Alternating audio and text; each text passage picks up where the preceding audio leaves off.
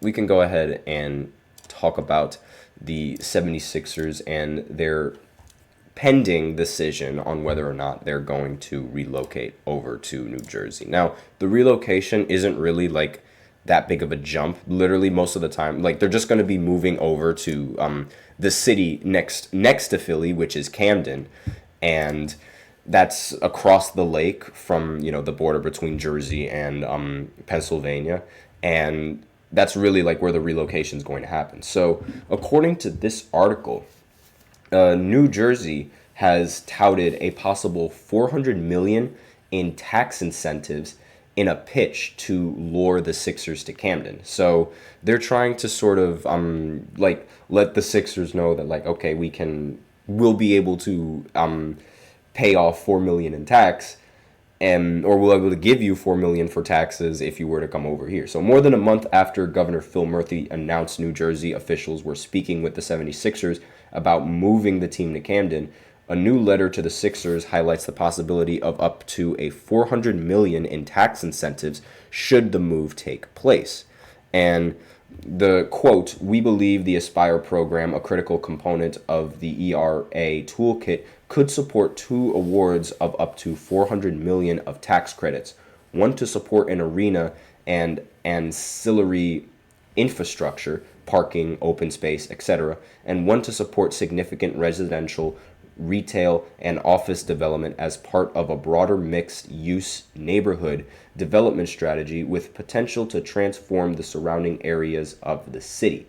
Tim Sullivan of the CEO of New Jersey Economic Development Authority wrote in a letter to Tad Brown. This was the quote that he wrote. And not only that, there was also the CEO of Sixers owner Harris Blitzer saying, quote, "An Aspire Award supporting development of arena, would be subject to a standard net benefit test, ensuring that New Jersey taxpayers are more than paid back for their investment via incremental state, county, and local tax revenues."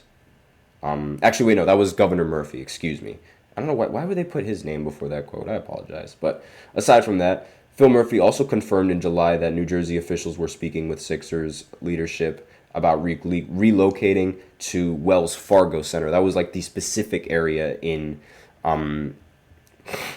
actually, wait, like from Wells Fargo Center. Excuse me. I don't know what is up with me today. But aside from that, I mean, the Sixers and like moving, it sounds like odd, right? Like, it sounds weird, the idea of the Philadelphia 76ers moving to a different state, let alone New Jersey. However, at the same time, when you think of it, like, geographically, like, from where they are and, like, where their fans are located and where they're going to be located next, it's not sort of that big of a deal, honestly. Most people in like the New Jersey area down there, like close to Camden, they all consider themselves Philly. They all want to be Philly, and they support Philly fans. A majority of them support Philly fans. A majority of them support the Eagles. A majority of them support the 76ers. Like, when you go, the difference between North Jersey and South Jersey is 9 times out of 10, like, Knicks or 76ers. And, Jersey being in the middle of that, it's like if you're from the North, you're going to go for the team that's closest. But if you're from the South, you're going to go for the team that's closest to you, which is going to be Philly. So it's a pretty interesting little dynamic that's at play there. And a lot of people, like, while there is some sort of confusion as to why they would move, geographically, like, from where, like, just off of where they're located, somewhat makes sense. Again, somewhat makes sense. Now, this is obviously just horrible news for me, because that would mean that I would have to become a New Jersey 76ers fan if they change the name or whatever it is. I would have to, because, I got to represent the teams that I like and the teams that are in my state, especially the teams that are in my state. Like, there's only really one New Jersey team, and that's the Devils. And, well, you can, if you want to count the Giants and the Jets, then you can go right ahead and count that in there too. but they don't have New Jersey written on their name. They have New York written on their name, despite the fact that they play in Jersey. So whether you want to call them the New Jersey Giants or whether you want to call them New Jersey Jets, it really doesn't matter. But I'm still going to rep them because, they play in my state. So that's really like the only big downside. But the tax incentive, that's really what's sort of like eyeing the 76ers and their really big interest in now moving, because, if you're getting incentives, it's like that's free real estate. So they're obviously going to want to take advantage of that, and they would love to have those tax benefits, especially going into like the NBA season now with luxury taxes heavily influencing how teams are going to be constructed for the future of the NBA, and how teams are going to be constructed now with this season, given any kind of trades that need to be happening. That tax exemption, it's probably something that they would really like that they would, because who wouldn't want to get money for doing something that people want you to do? Like, who wouldn't want to do that? But that's my opinion. Again, that's more of a simple way of looking at it, obviously, but I like to simplify things a little bit for those of you guys who are a little bit more casual. Let me know in the comments what you guys think of the 76ers. Do you think they should move? Do you think they should stay? Do you think it doesn't matter where they go, they're still going to lose?